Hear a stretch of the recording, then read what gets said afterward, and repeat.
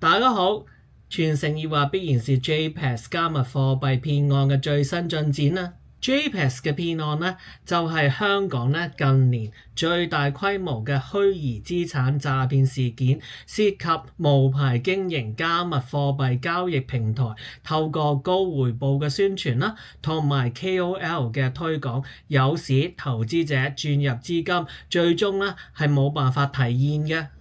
件事件呢，大家透過新聞咧都睇過好多啦，但係我哋身為 KOL 嘅時候，如果係面對一啲高風險投資嘅推廣邀請嘅時候，係應該要注重啲咩嘢嘅事項呢？同埋會唔會有一個清單可以俾到你，能夠可以知道有關嘅風險，同埋即時採取啲咩措施呢？所以今集內容非常之豐富，記得同我點讚、訂閱同埋分享，我哋馬上去片。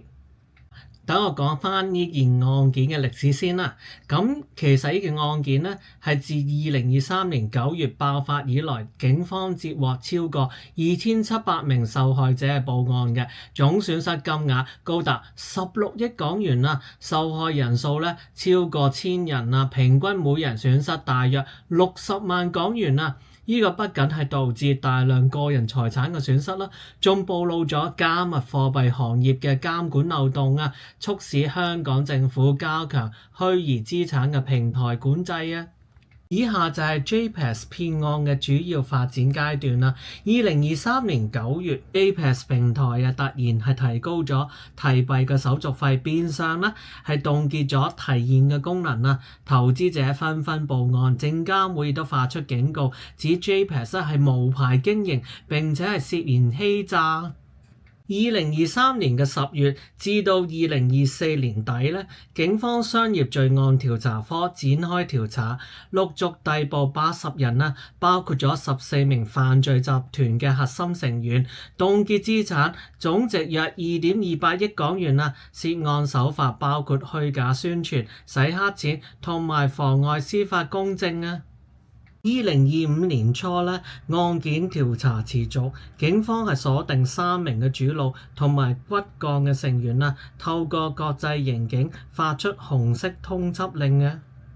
2025年11月5號啊，即係琴日嘅話，警方正式係落案起訴咗16人啦，包括咗6名 JPEX 嘅核心成員啦，罪名係涵蓋串謀詐騙、洗黑錢、欺詐、誘使投資虛擬資產等等。另外有7名嘅 KOL 同埋3名嘅銀行職員涉案。呢個係警方首次引用反洗錢條例檢控，標誌案件進入司法審判嘅階段啦。頭先提到咧，警方係拘捕咗16人嘅，咁其中6人就為核心成員，亦都係屬於 JPEX 犯案集團嘅骨幹啊，包括主腦在逃者，佢哋係透過平台操控資金嘅流向，涉嫌將投資者嘅資金轉移至私人帳戶或者係加密錢包。16人亦都係包括咗7名嘅名人同埋 KOL 啊，佢哋涉嫌收費宣傳 JPEX 嘅高達100% 嘅年回報啊，誘使大眾投資，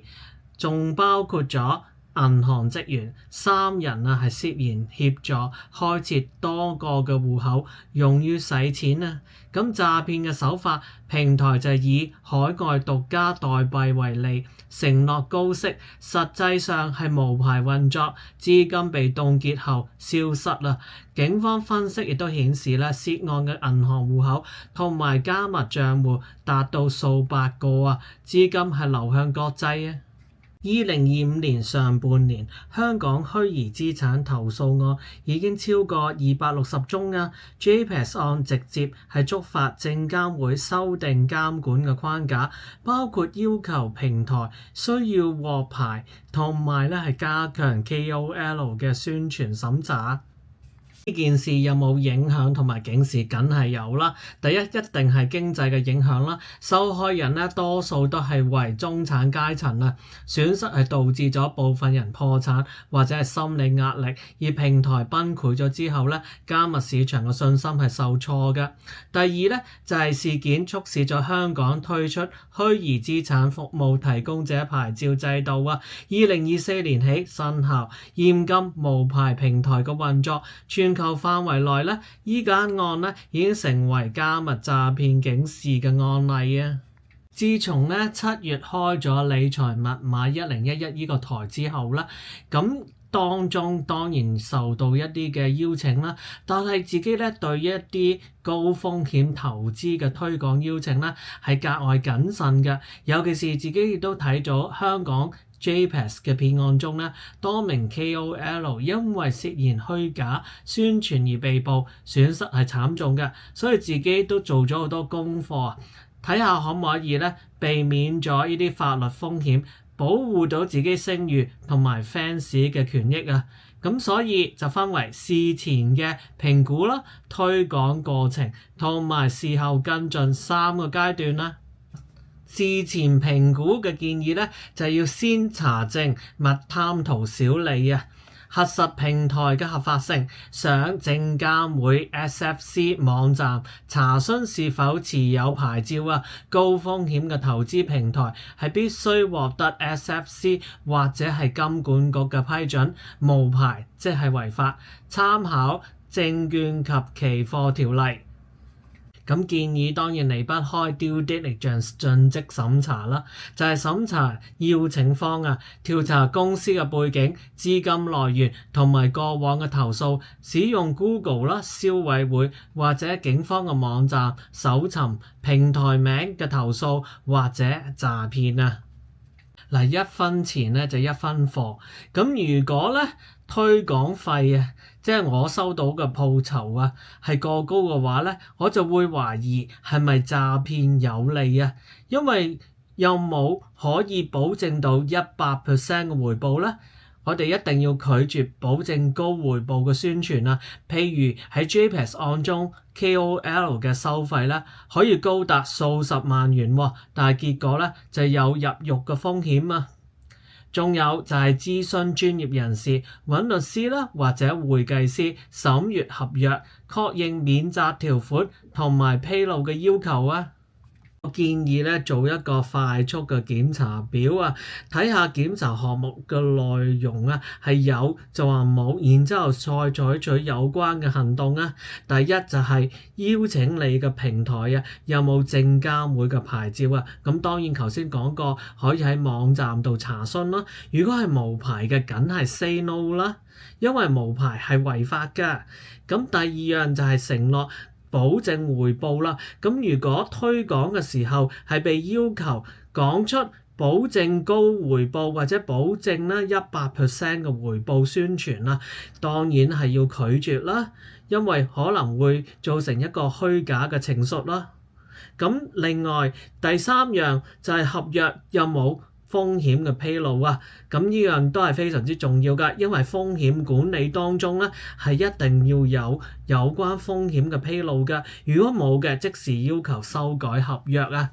咁第四樣咧就係邀請你個方咧有冇詐騙記錄啦。咁當然你可以頭先講到係 check 到一啲嘅網站啊，或者係消委會啊。如果係有投訴啊，或者係有詐騙嘅記錄，所有嘅行動咧係要立即終止啦。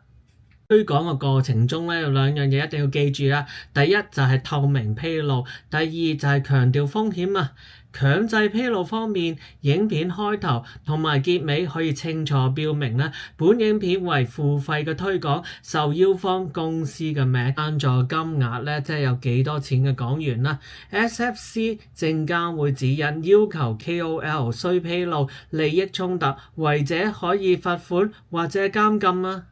其實咧 KOL 咧就會影響一啲嘅追隨者嘅，咁所以咧講説話嘅時候咧就要避免誇大，即係唔好做大隻講啊，千祈唔好講一啲穩賺不賠、100% 回報、投資 JPEX 保證翻倍我已經賺到大錢。嗱，呢啲説話咧就真係唔好講啊，係應該改用一啲高風險投資，可能損失本金。JPEX 為高風險嘅平台，過去表現不代表未來，投資前請諮詢專業人士，個人經驗僅供參考，非投資建議啊。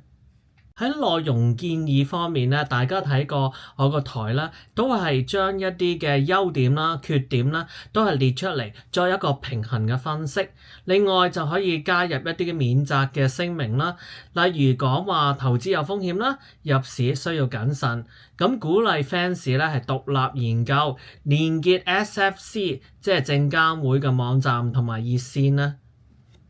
其實咧喺 YouTube 平台咧都有呢個合規嘅情況嘅。YouTube 政策係禁止咧誤導性嘅金融廣告，違者影片會下架或者頻道會封鎖㗎。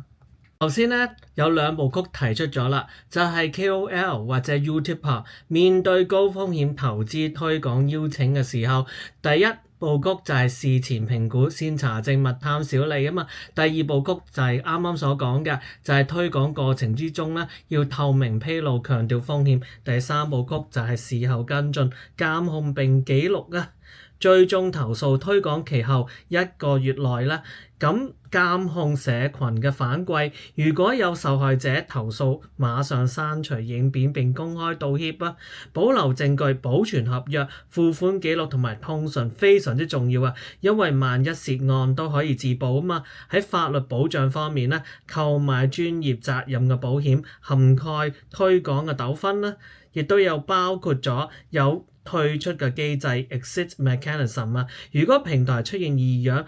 例如係提現困難嘅時候，馬上停止合作並通知粉絲啊。